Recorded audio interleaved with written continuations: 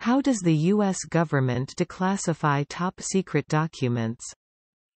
When FBI agents executed a search warrant at former President Donald Trump's estate in Florida August 8, 2022, they seized numerous government documents marked confidential, secret and top secret.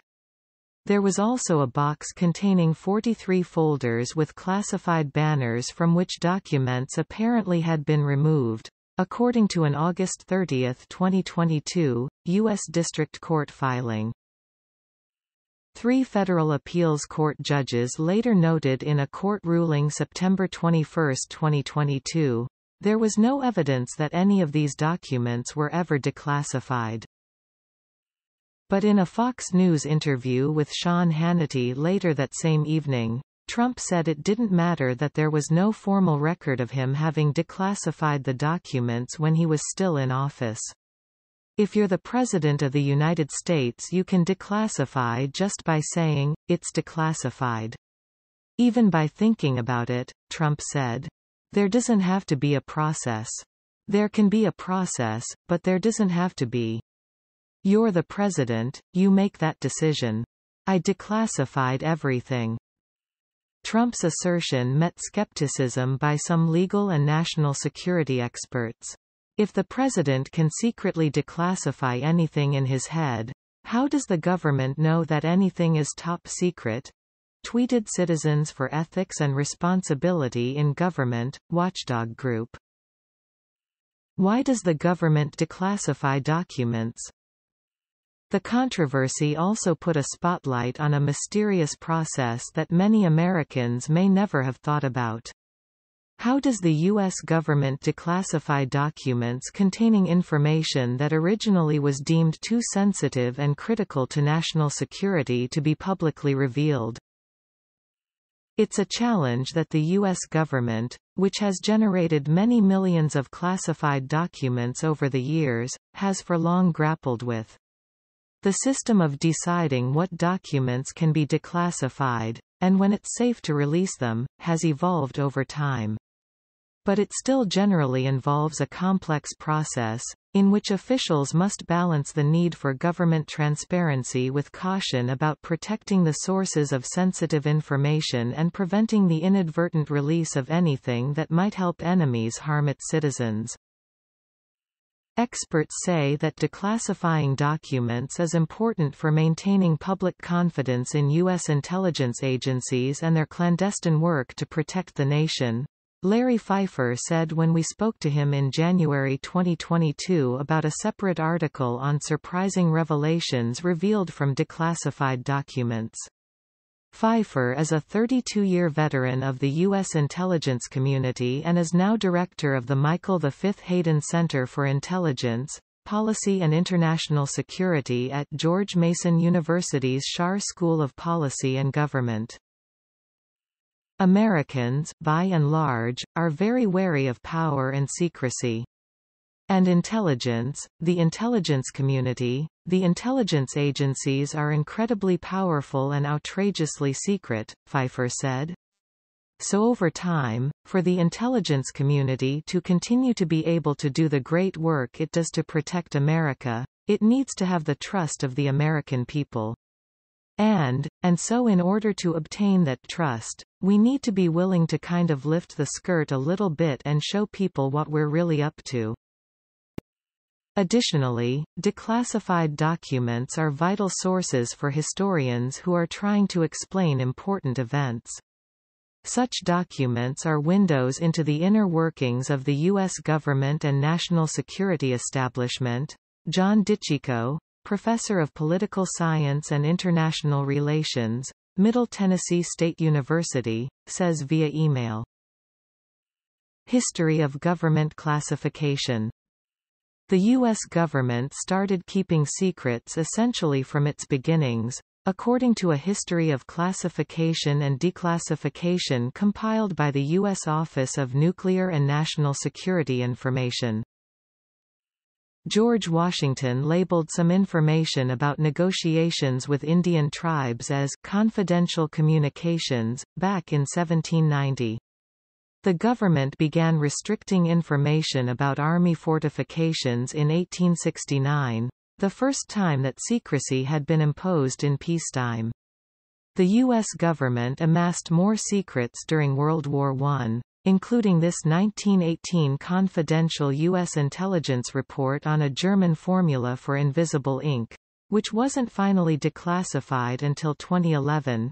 Just before World War II, President Franklin D. Roosevelt issued Executive Order 8381 to protect various types of sensitive military information. In 1951, Roosevelt's successor, Harry S. Truman, issued Executive Order 10290, which not only set up a standardized classification system and markings for documents, but also established an orderly process for declassifying documents that were no longer deemed sensitive. It required the agency declassifying a document to notify any other agency that might have an interest in the question of whether it should remain confidential. The U.S. presidents who followed Truman continued to tinker with the rules.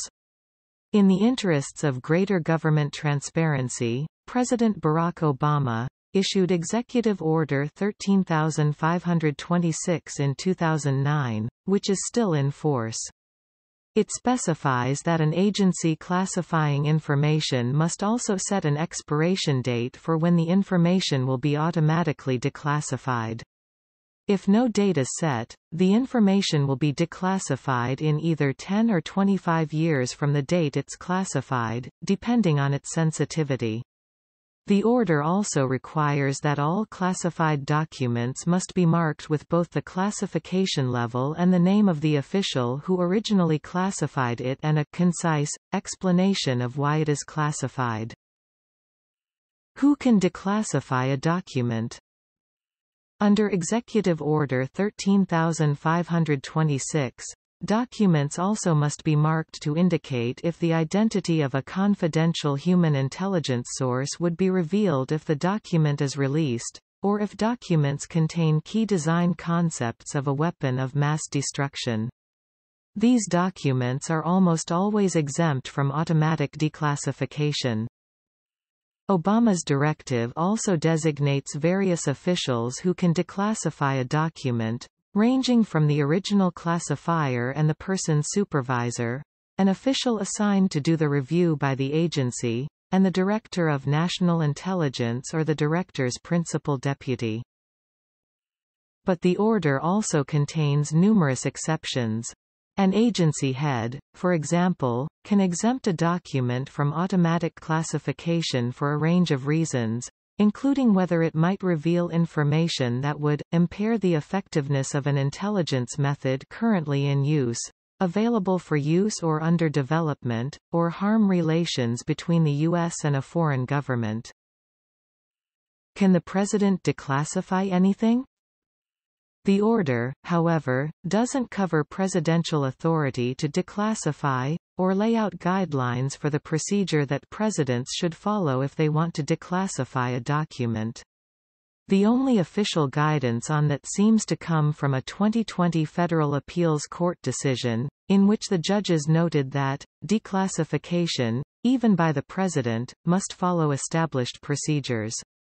However, the normal practice seems to be that the president records the declassification decision in an official memorandum. Even Trump, who's claimed that he could declassify documents merely by thinking about it, followed this practice January 19, 2021, when he issued a memorandum declassifying certain documents related to the FBI's investigation of links between his 2016 campaign and the Russian government's efforts to interfere in the election. Trump did accept certain redactions proposed by the FBI. A U.S. president is recognized as having ultimate power to classify or declassify documents, as part of the powers as Commander-in-Chief of the U.S. military in Article 2, Section 2 of the U.S. Constitution, which was affirmed in a 1988 Supreme Court case, Department of the Navy v. Egan. Some people would argue that the president can do whatever he wants, no matter what. Mary DeRosa, who served as National Security Council legal advisor in the Obama administration, said at a recent panel discussion on the handling of secrets, held by the Schar School at GMU. "I think that probably overstates it a bit."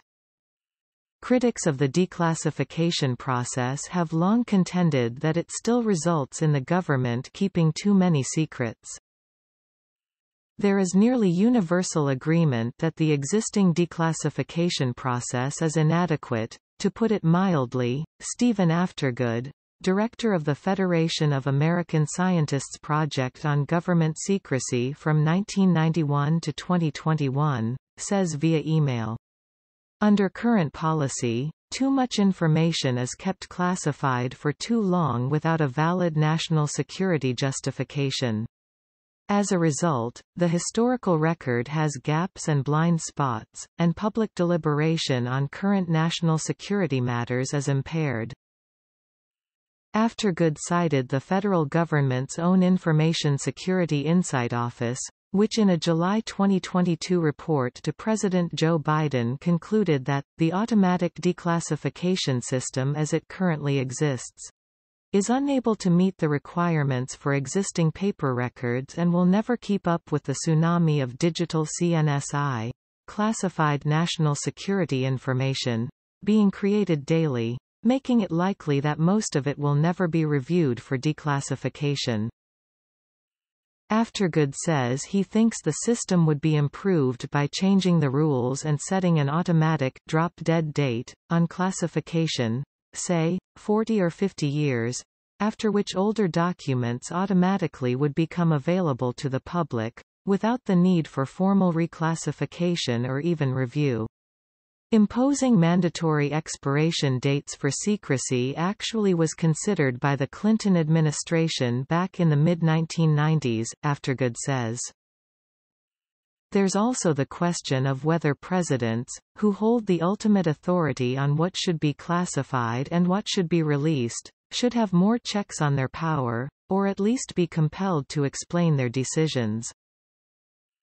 Written justifications for classification can be useful in some circumstances, Aftergood says. And the National Geospatial Intelligence Agency, for one, has adopted such a requirement in its own classification policy.